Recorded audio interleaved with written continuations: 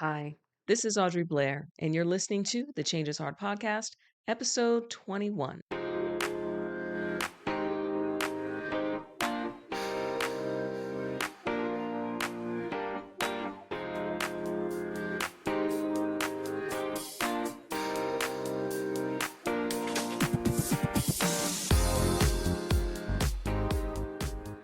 Welcome back to the podcast. I am so glad that you are here, as I always am. And this is a show where we talk about navigating change, making bold moves, and elevating our leadership with confidence. And today I'm going to talk a bit about a topic that affects every single one of us, and that is stress. And this came right out of something that I'm actually working with. I got some coaching on. It was a blind spot that I actually didn't see, which was super helpful, and I wanted to pass it along to you. Now, you might be thinking, hold on. Stress is a bad thing. Stress is a bad word. I want to avoid stress at all costs. But the truth is, not all stress is created equal. In fact, there is a type of stress that is actually good for you. And the challenge isn't about eliminating stress. It's two things. First, it's about learning how to differentiate between good stress and bad stress. And then it's learning how to harness the good kind of stress to avoid getting stuck and turning it into or making it bad. So today, I'm going to break down one, what's the difference between good stress and bad stress? Then I'm going to talk about how stress can impact your leadership, your life, your career, and how you can make stress work for you instead of against you. And by the end, I want you to be able to walk away with some actionable strategies that you can really shift your thinking and your mindset around managing stress. So let's dive in. So, the first thing is we need to have an understanding about what good stress is. Now, stress isn't always bad. I know with the onset of a lot of talking around resilience and wellness, a lot of times those things are pitted against stress. And that is not necessarily the case. They are not mutually exclusive. Stress can be something that you can use to work with you. And in fact, it's something that you can use to build your resilience. I think of it in similar terms as conflict. Sometimes there are some people who will avoid conflict at all costs. They do not see the good in conflict, they don't see how it can help them or benefit them. I think conflict is one of those fabulous things that the benefit is on the other side of the conflict, but you have to get through it. And stress can be one of these types of things. For some reason, we've created it as as a word that is bad, and actually it's just neutral because how we think about the stress determines if it's good or bad. So the good kind of stress is called eustress, EU stress. And it's the kind of stress when you think about it, it's the one that helps you to perform better. It's the one that helps you hit deadlines. It's the one that helps you to succeed and grow. And you can think of it as your built-in motivator, if you will. So think about a time you've ever had a deadline that made you super productive and super focused. Now, I'm aware the certain deadlines can be unreasonable and can lead you into staying up all night or doing things that aren't necessarily beneficial. But something though that challenges you, that allows you to focus and be really productive, that is a good kind of stress. Have you ever prepared for a big presentation and felt that rush of excitement? Well, again, for some people, the big presentation is, hey, I'm excited to be in front of this new audience. I'm excited to be able to grow in this skill set. Where if you flip that, and there are people who think about that big presentation as, oh my gosh, this is horrendous. I'm going to fail. I'm going to fall on my face. And this is the worst thing that could ever happen to me. Same presentation, same audience. It's how people think about it. Think about also, have you ever signed up for some kind of challenge that pushed you to level up? A lot of times these come up fitness challenges for if you think about it, maybe signing up for a 5K or a 10K. There's one 75 or power 75 or something like that. Of course, you can tell that I've never done that. But there are some other challenges that does push you and force you to level up. And that is good stress. Eustress is what helps athletes push through their training. It helps leaders to rise to the occasion, and it helps you to take on new opportunities that maybe you've never seen before. So, how do you know? What are some of the key signs and key signals of good stress? Well, one, you feel challenged, but not out of control. So it's pushing you outside of your comfort zone, but not so much where you feel like you're losing control and you can't handle it. But it's certainly something that pushes you. Secondly, it's if you're motivated and focused, that is a good kind of stress. It wants to motivate you and focus you to be able to make decisions quicker, to be able to move forward more quickly. And then the other way to think about it is if you see a clear goal ahead of you, meaning you know exactly where you're going and you have that focus and that drive to get there. Now, this is not about performing or constantly performing in high performance mode. Because if you're always at 100%, that good stress can certainly turn into the bad stress. So let's talk about the bad stress. This is distress. This is the stress that overwhelms you. It drains your energy. It leaves you feeling stuck. It leaves you feeling sick. It keeps you up at night. So, how does this show up and where does this show up? When you have too many things on your plate and you feel paralyzed and can't move forward. Maybe you're having a hard time making decisions because there's so many decisions you feel like you need to make. Maybe you felt like no matter what you do or how much effort you put into something, it's never enough because there's always more to do. Putting that pressure on yourself to think about, well, there's always something more. So what I'm doing is never enough. That quickly and easily turns into distress. Another way is if you've ever felt exhausted, but you couldn't shut your brain off, or you couldn't rest, or you couldn't sleep at night, or you're being woken up in the middle of the night consistently with things. That is distress.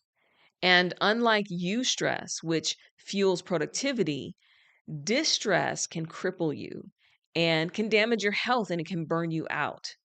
So, those signs of bad stress is you're feeling exhausted instead of energized, and you become super reactive instead of proactive. Everything is a reaction to something else versus you being prepared and proactive.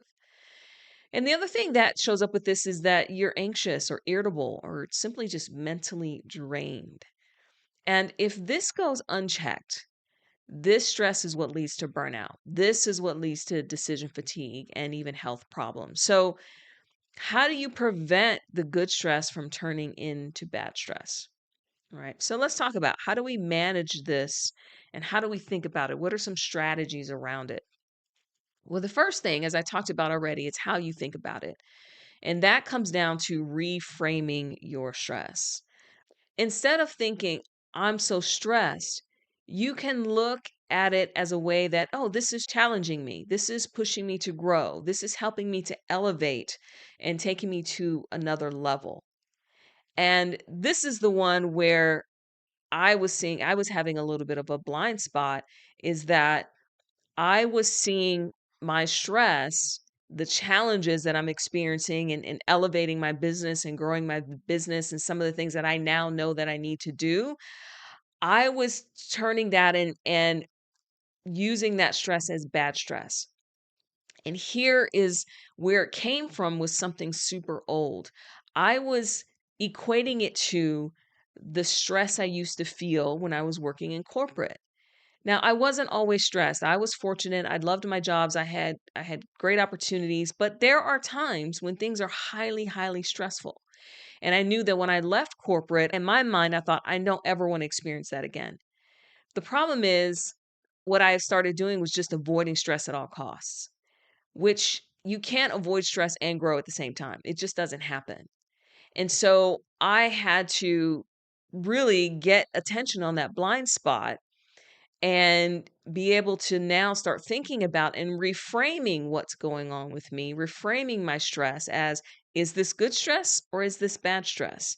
And defining it very specifically. And if it's good stress, then I know, okay, Let's move forward. Here's some things we need to do. And this is backed up by research. There research that shows us that how we view stress really does impact us. Our perception of stress significantly influences the impact on our health and our performance. The suggestion is that adopting a mindset that perceives stress as a motivator can really help you to be more adaptive and responsive and help you to improve outcomes. It's an adaptability. And then with leadership, we have to learn how to adapt as things are coming up and coming before us. So the first thing then is reframing the stress. The second thing is, we'll call it, maybe create some recovery zones. Top performers, high level achievers, if you will, if you're an Enneagram 3, you know what I'm talking about, really should take recovery seriously. When you are working hard, when you are putting a lot of stress and pressure on yourself, you do also have to take the time to schedule deep rest or take some breaks throughout the day. And you do have to take care of yourself because it's impossible to operate at 100% all of the time. If everything is 100%, then what's actually important? As a leader, you have to learn how to differentiate between levels of importance of the tasks that are in front of you, even the meetings that are on your calendar. This is something I talk to clients about all the time. It's about looking at the calendar, looking at the things that are in front of you. And if you look at everything at the same level of importance, then something is wrong because not everything can be that important. Because otherwise, you don't delegate. You're trying to have too much control over what's going on. And so think about creating some recovery zones. I talk about putting on your calendar, setting 10 to 20% of your calendar for strategic thinking time. Some of that time can be used specifically for you just to slow down and think about what's going on to help you to be a little bit more proactive. You can take 15 minutes, 30 minutes of that to relax, to take a walk, to refresh yourself throughout the day. So the third thing is to then set clear boundaries. Not all stress is necessary. Learn to say no. Just because a meeting shows up on your calendar doesn't necessarily mean you have to be there. If you don't have a role, or if there's some way you can get an update on the meeting, then really consider whether or not you need to be there or delegate it to someone else. Allow yourself the time, especially if it's something that wasn't planned for, or if it's encroaching upon some of your strategic thinking time or time that you've set aside for yourself. And thinking about, is the stress that I'm experiencing now, is this draining me or is this moving me forward? And if it's not helping you to move forward, you've got to figure out what are some shifts or what are some boundaries I need to set. And then the other thing is leveraging your good stress for growth. And you have to find the sweet spot for you, between comfort and challenge. If you're too comfortable, you're stuck in a rut, you're kind of doing the same things, maybe you're getting bored, and maybe for a period that's okay. But sometimes we need a little bit of challenge for growth and to spark some interest. So if you are feeling stuck, what you can do is just create small, manageable stressors. So if you have a big project or a large goal that you're trying to accomplish, and if you have a bold goal, that's great. Set a bold goal. But you have to then take that goal and break it down into manageable pieces so you can walk yourself through the growth. A little bit of stress. Okay, I accomplished that. What did I learn about what I just did? A lot of times we think about our goal and we only think about the goal. We don't think about what are the small things that are going to help us to get there. And each of those small things are small wins that can help you to build your confidence and elevate your skill set and help you to learn something new and stretch you. Specifically around leadership and stress, a lot of people, I saw an article just recently about how people are declining leadership roles and they're declining moving up. I don't know that every leadership role is about climbing the corporate ladder. I just don't believe that's the case. I do think we need leaders. I do think we need leadership. I do think we need to be able to have people that are thinking strategically about what's going on. And if you are a leader or on your way to becoming one or desire to be one, understanding stress is super, super important for you. Again, from a high achiever's perspective, a lot of times they like to operate under stress. I've literally have said to myself and to others, I'm better under stress. I get things done. I'm more focused, which is true, but it's not the way to live. Like I don't want to constantly put that kind of stress on myself in order to accomplish anything or to grow. So I've had to learn to differentiate and break that apart and learn how to do some of the smaller things. And just a couple quick tips for from a leadership perspective. One, understand that good stress actually fuels your confidence. When you step up into challenges, when you use those things to grow, that growth helps you to build your confidence because you're in growth mode. You see yourself growing, you see yourself changing, you see the impact that you can make. On the flip side, bad stress can lead to poor decision making. It can lead to decision fatigue. You don't actually make decisions because there's so many things in front of you that you're afraid to choose the wrong one. And when you have so many decisions to make, that's when you can start feeling overwhelmed. So here you want to take a step back, you want to reset. A lot of times I tell my clients, slow down. What's the rush? You're going too fast. Take a moment, take a beat, take a breath. Allow yourself to actually catch up with what's actually going on and decide if this is something that needs to have that level of importance.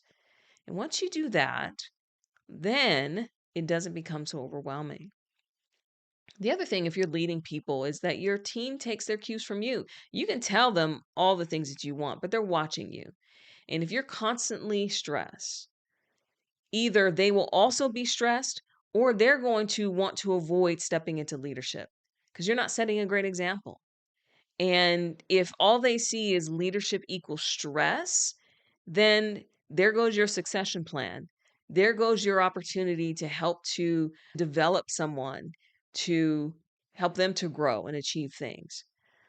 So that's one response. The other response is you can lose people. I know for me, I don't do well under a leader that has this frenetic energy and highly stressed and everything is an emergency and everything is important.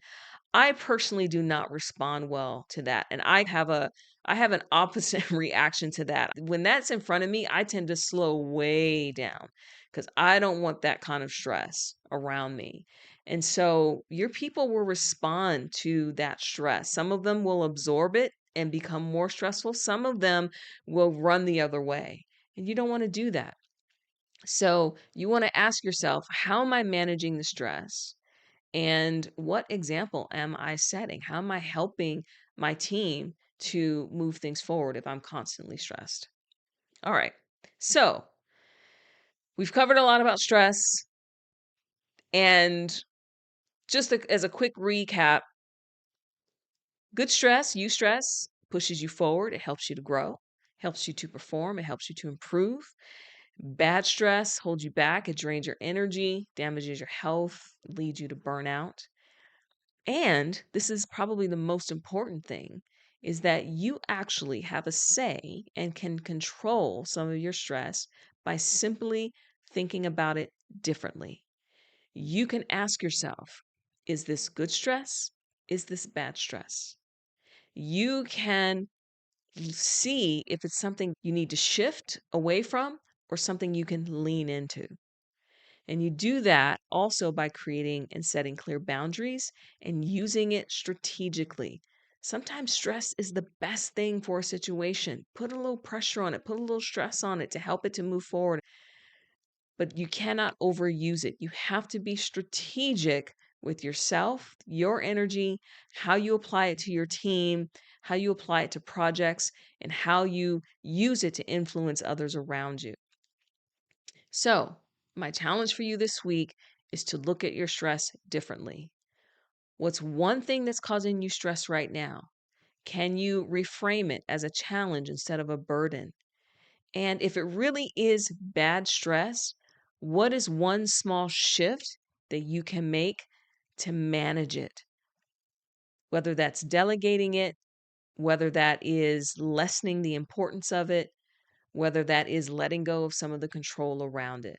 How can you make that shift? I would love to hear from you, your thoughts. If we're connected on LinkedIn, drop me a DM, tag me in a post, and share with me what's one way that you're managing your stress more effectively. Definitely don't forget to follow, subscribe, and share this episode with someone that you think needs to hear it. All right, thanks for tuning in today. Let's keep leading, let's keep growing. And in this case, let's make stress work for you instead of against you. Of course, we know that change is hard, but we can do hard things. All right, I'll see you next time.